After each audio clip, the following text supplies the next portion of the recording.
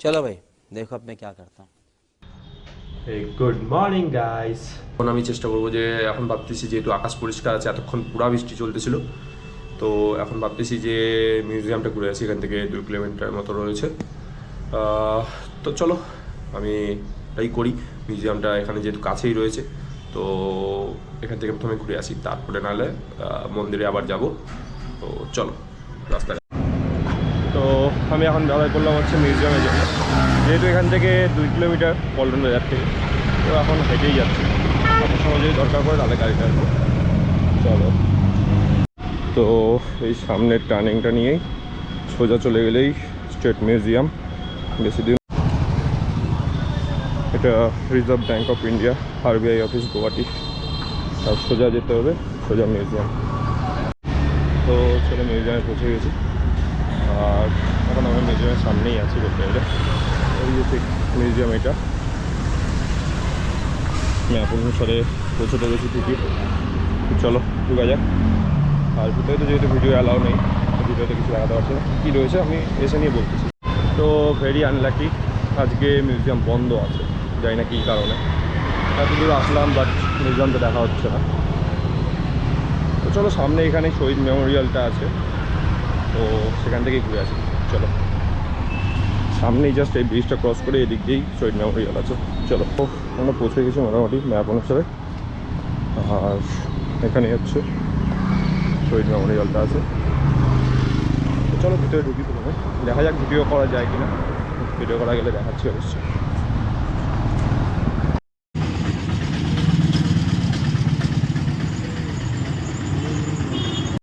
এখানে ভিডিও করা যাবে, তো চলো দেখাচ্ছি কী রয়েছে। ফার্স্টেই তো আমাদের ইন্ডিয়ান আর্মির বুক ফোর্স দেখা যাচ্ছে। কি হয় বিজয়ন্তা ট্যাঙ্ক, এখানে অতটা জুম হচ্ছে না। ট্যাঙ্কটা হচ্ছে বিজয়ন্তা ট্যাঙ্ক। 1971 ইন্ডো পাক ওয়ারে এটা অংশগ্রহণ করছিল। আর এটা ব্যারেলটা হচ্ছে 150 mm। আর এটাকে ডিকমিশন করা হয়েছে ইন্ডিয়ান আর্মি থেকে 2004-এ। তারপরে হচ্ছে এখানে গুয়াহাটির ওয়ার মেমোরিয়ালে রাখা হয়েছে। দারুণ, 1971-এর ইতিহাস ধরে রেখেছে, খুব সুন্দর। ও ভাই, অহোম রাজাদের জওয়ানরা। চলো নিচে যাচ্ছি, আগে প্রথমে এখানে আরেকটা ফাইটার জেট আছে, ওটা দেখে আসি। দারুণ, এইরকম ওয়ার মেমোরিয়াল অবভিয়াসলি খুবই থাকা দরকার প্রত্যেকটা স্টেটে, কেননা যেসব ওয়ারে ইউজ হওয়া যন্ত্রগুলোকে ডিকমিশন করে দেওয়া হয়, মেশিনগুলোকে ডিকমিশন করে দেওয়া হয়, সেগুলোকে অবভিয়াসলি এখানে রাখা উচিত প্রতিটা স্টেটে। ওয়ার মেমোরিয়াল রাখা রয়েছে। ওহো নাইস, বিশাল বড় ভাই, বিশাল বড় ছিল। তো এটি হচ্ছে মিগ 27 ML বাহাদুর। এটা হচ্ছে কার্গিল ওয়ারের সময় অপারেশন পরাক্রমে এটি অংশগ্রহণ করছিল। আর এটা ইন্ডিয়ান এয়ারফোর্সে 1986-এ কমিশন হয়। অ্যান্ড দেন এটা সার্ভিস দেওয়ার পর এটাকে ডিকমিশন করে দেওয়া হয়। আর এখন আছে হচ্ছে গুয়াহাটির ওয়ার মেমোরিয়ালে। নাইস। আমি তো প্রথমে ফাইটার জেট এতটা কাছ থেকে কোনোদিনও দেখিনি, বাট ফার্স্ট টাইম এখানেই দেখতে পাচ্ছি। আগেও ওয়ার মেমোরিয়ালে গেছি, মানে দিল্লি ওয়ার মেমোরিয়াল আমার ঘোরা হয়েছে, বাট সেখানে তো এরকম কিছু নেই। অবভিয়াসলি এখানে এসে সবাই দেখা উচিত। ইন্ডিয়ান আর্মির সেই পাওয়ার, ইন্ডিয়ান এয়ারফোর্সের সেই পাওয়ার। স্যাম মিসাইল, ওয়াও নাইস, দুইটা রয়েছে ইন্ডিয়ান এয়ারফোর্সের। আই থিঙ্ক এটা মিগ 27-এরই কোনো একটু মিস্টেক হয়েছে, এটা ইন্ডিয়ান এয়ারফোর্সের না, এটা হচ্ছে ইন্ডিয়ান নেভির। এখানে নেভির লোগো রাখা আছে, তো আমি দেখতে পাইনি প্রথমে, এখন দেখা হলো এটা ইন্ডিয়ান নেভির। হয়তো বা ক্রুজ মিসাইল হবে বা কোনো একটা মিসাইল হবে। ভালো লাগলো, এখানে 3 চেনারি জিনিস রয়েছে, দারুণ লাগলো। চলো সামনে আরেকটা দেখাই, ওখানেও আরেকটা বোম রয়েছে, মানে মিসাইল রয়েছে। T-20 মিসাইল,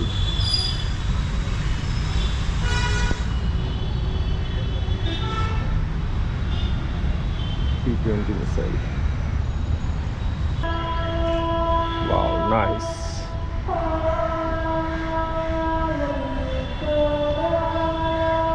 এখানে অমর জওয়ানদেরকে শ্রদ্ধাঞ্জলি দেওয়া হয়ে থাকে। আর এখানে রয়েছে হচ্ছে আসামের সবথেকে মানে কি বলবো, যেইটার ইতিহাস আমরা এখনো পর্যন্ত ইতিহাসের পাতায় কোনোদিনও দেখিনি আর পাইও নি। এখানে হচ্ছে অহোম রাজাদের মানে বীর কথাকে তুলে ধরা হয়েছে।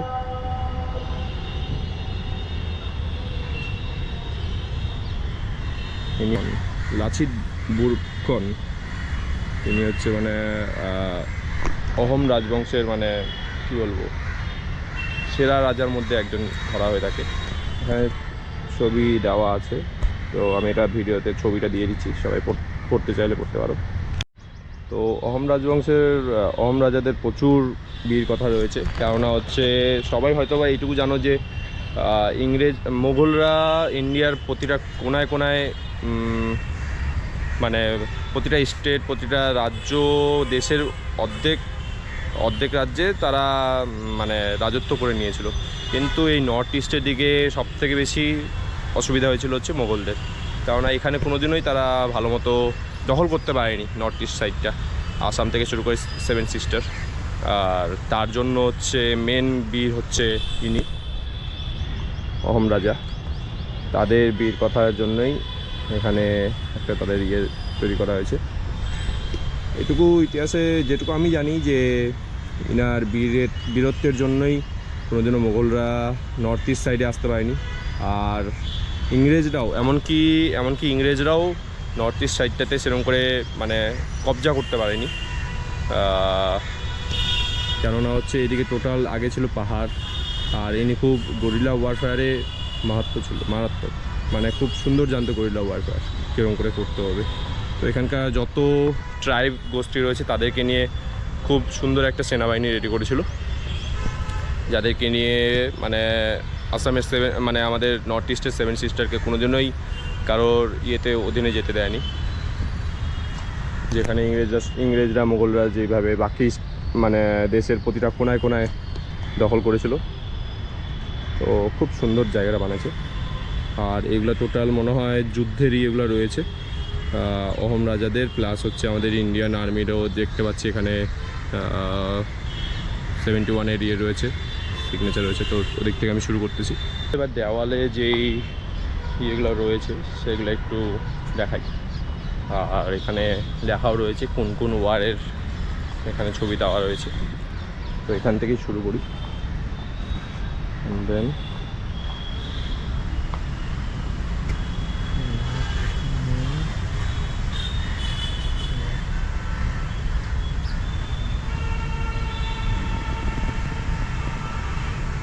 এখানে টোটাল মানে আসামেরই মানে যারা রয়েছে ফ্রিডম ফাইটার রয়েছে তাদেরকে নিয়েই টোটাল করা হয়েছে, এখানে তুলে ধরা হয়েছে।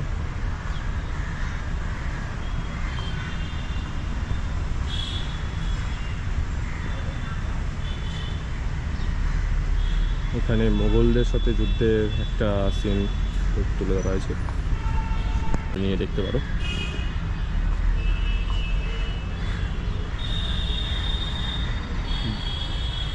ব্যাটেল অফ দ্য সামধারা, এগুলোর হিস্ট্রি আমরা একদমই জানতে পারি না হিস্ট্রি বুক থেকে। অবভিয়াসলি নর্থ ইস্টের হিস্ট্রি জানতে গেলে অবভিয়াসলি নর্থ ইস্টে আসতে হবে, নাহলে আমাদের ইতিহাস বইয়ে কোনো জন্য নর্থ ইস্টের হিস্ট্রি জানতে পারবো না, আর অহোম রাজাদের হিস্ট্রি জানতে পারবো না। তো আমি যেটুকু দেখতে পাচ্ছি সেটুকুই আমি তুলে ধরতেছি এখন। Battle of the Itakhuli,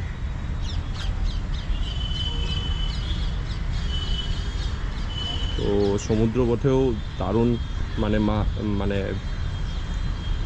Ahom রাজারা সমুদ্রপথেও ভালো মানে যুদ্ধ করতো, সেটা হয়তো বা ওই ছবি দেখে বুঝতেই পারছো তোমরা সবাই। এটাও একটা ওয়ার এরিয়া। চলো সামনে যাই।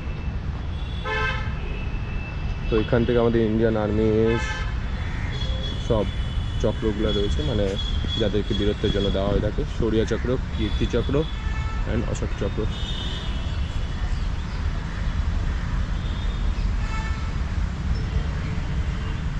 এখানে যেমন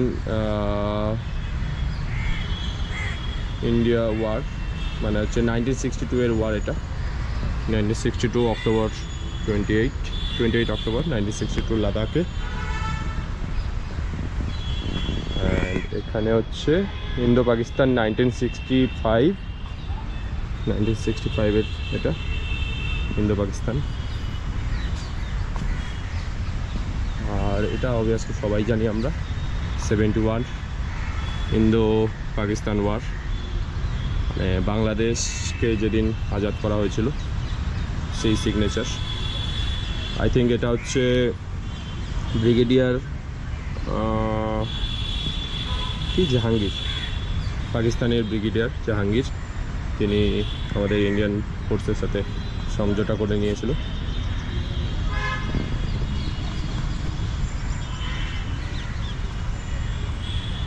অ্যান্ড এটা ইন্ডিয়ান নেভির K-89, মনে হয় P-20 মনে হয় ওখানে যে মিসাইলটা রয়েছে। 1971 ওয়ারের এটা ইন্ডিয়ান আর্মির, ইন্ডিয়ান নেভির। আর দেন এখানে হচ্ছে 26 জুলাই সেলিব্রেশন অফ কার্গিল বিজয় দিবস। অ্যান্ড এখানে সব পরম চক্রগুলো রয়েছে, যেগুলো হচ্ছে যাদের বীরত্বের জন্য সবাইকে দেওয়া হয়ে থাকে ইন্ডিয়ান মানে গভর্নমেন্ট থেকে। আর আবার চলে আসি এদিকে, এখানেও আসাম রাজবংশকে নিয়েই anti British in Assam, first anti British exercise in Assam. এটা ব্রিটিশরা যখন ফার্স্ট অ্যাটাক করেছিল আসামে, তো সেটা নিয়েই এখানেও একটা বোর্ড দেওয়া রয়েছে, দেখে নিয়ে।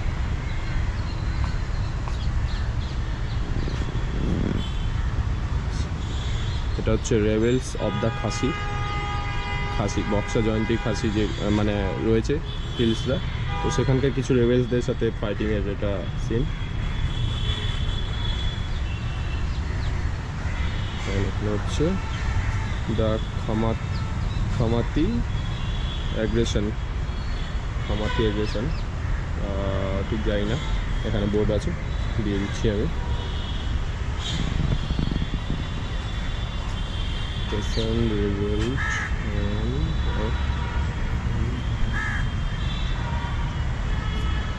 এটা একটা রিভেল্টের উপরেই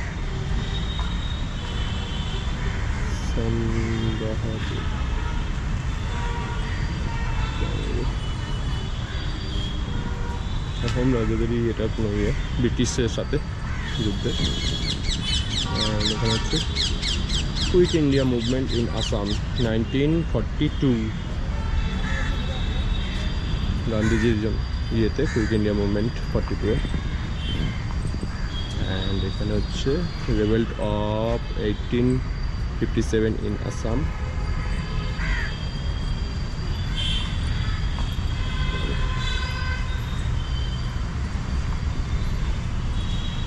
অ্যাংলো-মণিপুর war 1891।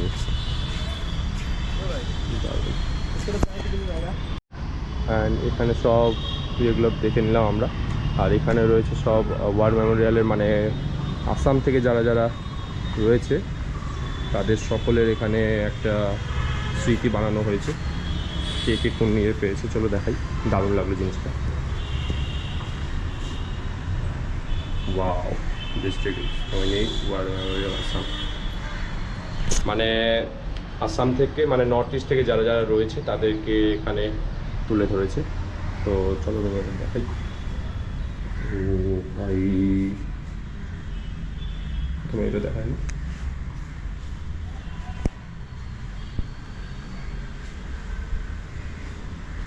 INS Kalvari S50।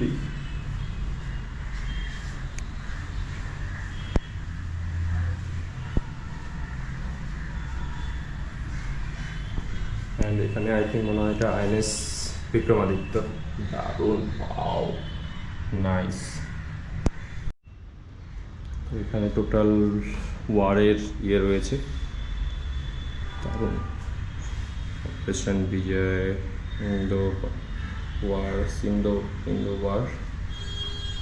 Pakistan war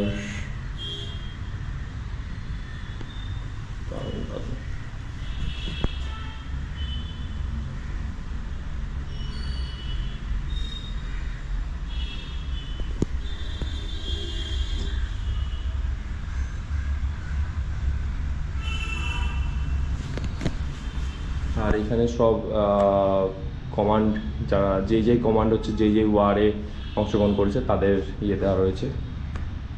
এখানে হচ্ছে সেনা মেডেলগুলো দেওয়া রয়েছে যারা যারা পেয়েছে আজ অব্দি যত ওয়ারে, তো লিস্ট। অ্যান্ড এখানে আছে হচ্ছে KN কারিয়াপ্পা স্যার, যিনি হচ্ছে আমাদের ইন্ডিয়ান আর্মির first field marshal of India. And সেকেন্ডে রয়েছে Sam Bahadur sir, field marshal, ইনিও field marshal. And air force marshal of India. And এখানে সব চক্রগুলো রয়েছে যারা যারা আজ অব্দি পেয়েছে, কীর্তি চক্র, অশোক চক্র, সূর্যা চক্র, মহাবীর চক্র, সেনা মেডেল চক্র। মানে এখানে সবারই ইয়ে রয়েছে, Indian army, Indian navy and Indian এয়ারফোর্সের। আর এনারা হচ্ছে এই চক্রগুলির প্রাপ্তিদার, যারা যারা এই ওয়ারে অংশগ্রহণ করেছে আর এই সেনা মেডেলগুলো পেয়েছে অবভিয়াসলি।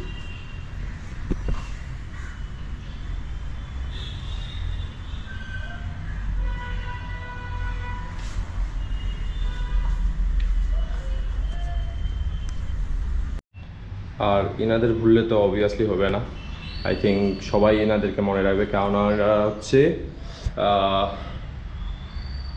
কার্গিল ওয়ারে অংশগ্রহণ করেছিল। আই থিঙ্ক এখানে সবাইকে চিনবে। আমাদের সবথেকে প্রিয় sir captain Vikram Batra, rifleman Sanjay Kumar, grenadier Yogendra Singh, lieutenant Manoj Kumar Pandey. এনার উপরে একটা আমি বায়োগ্রাফ হিস্ট্রি মুভি চাই ভাই, খুবই বাহাদুর ছিল ইনি। নায়ব সুবেদার বান্দা সিং, মেজর রামেশ্বরী, সবাই নামগুলো পড়তে পারো। মেজর সিং, নূপুর থেকে পড়ি। Major Somnath Sharma naik, second lieutenant RR রামে, lieutenant havildar major lance naik, major